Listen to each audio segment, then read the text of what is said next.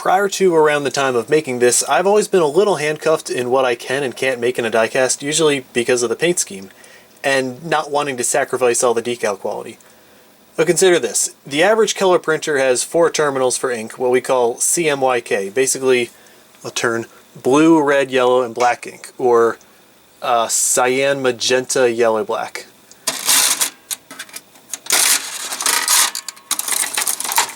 There's no slot for white.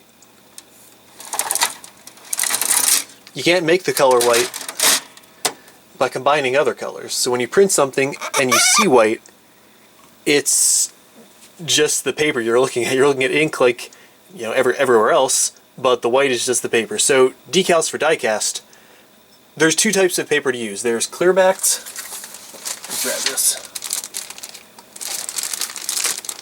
Clear backed, and there's white backed. So here's my little demonstration car. Let's see, it's painted black. The hood is going to have just a big red Toyota emblem on it. Let me find that. There it is. How am I going to print out this decal? Clear backed and white backed. Well, here's clear backed. It's easy, just you have to cut around the general area, and the problem is it's not like an impenetrable ink. So because the background color is black, just ignore the white you see on this, since it's a film, it's a decal, it's not just paper that's going on, you're going to get red plus black, so it's going to show up way too dark. It's going to be like, you know, barely even visible as red, or the white backed one. Now remember, everything that doesn't have ink on it is going to come out white. So since the car is black, I have to fill in every background space with black, and also cut as close to the decal as possible. A little before and after. Because black ink is going to look a little more like charcoal grayish next to actual black paint. It's not really jet black. So when it comes to a design more complicated than a big oval, you have to really do a lot of intricate cutting, and oftentimes on white paper that'll leave little white edges and artifacts along the edges from the separations. So now, like I said about black ink, it actually looks a little blacker than usual here. But in all that space inside the Toyota logo, the emblem, it's still not quite right.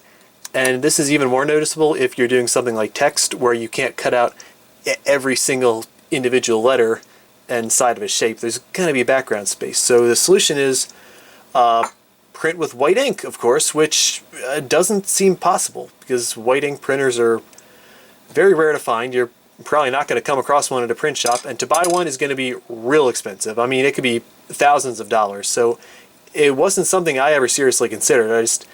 I used a lot of smoke and mirrors in my projects and had to decline a lot of work just because I wasn't going to have it turn out very well.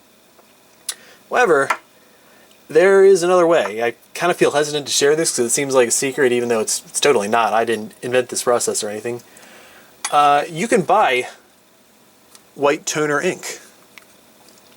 It's not thousands of dollars, but it is in the hundreds, so weigh that if you have to. And what you do is, you open up the printer, once again, get to the tray of all the cartridges, and substitute the white ink for the black ink. So it's going to be like a double layer process with application. So you fill up your usual sheet in Photoshop or whatever, but before you hit print, you have to merge all of the layers and get rid of the background colors. Change all of the decal graphics to black, just solid black, because the printer isn't going to recognize white. So when we're substituting black for white,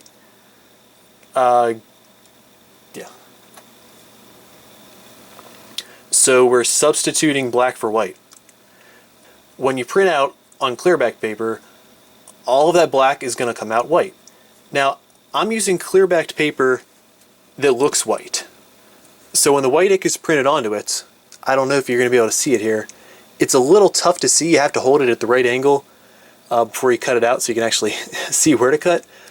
But because it's on clearback, you don't have to be like micro precise about it. There's no bleed over. So cut out all of the blank pieces of white, then back to the printer.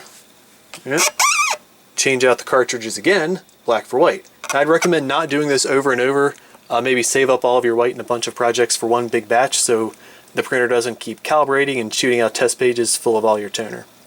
Now, with the black back in, I can print out what looks like more normal decals, which back on my clear back paper was this one.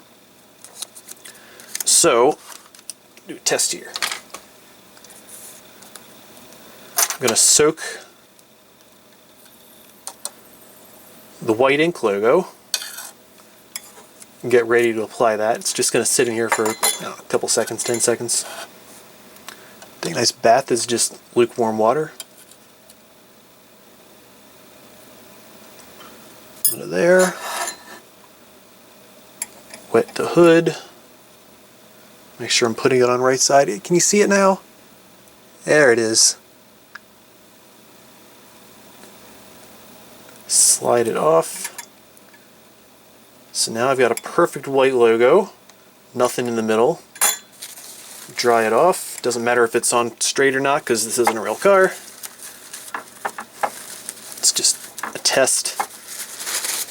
Now do the regular clear-backed logo. That's a mouthful. The regular clear-backed logo. Tick, tick, tick, tick, tick. In the meantime, I'll wet over top of this. So it's as if I painted white just in the required spaces. And it doesn't leave any gaps if you line it up right. You can see right now it kind of has that like 3D look. So I need to position it over top of it.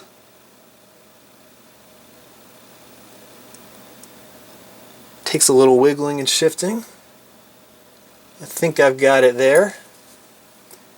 So far, this seems to work.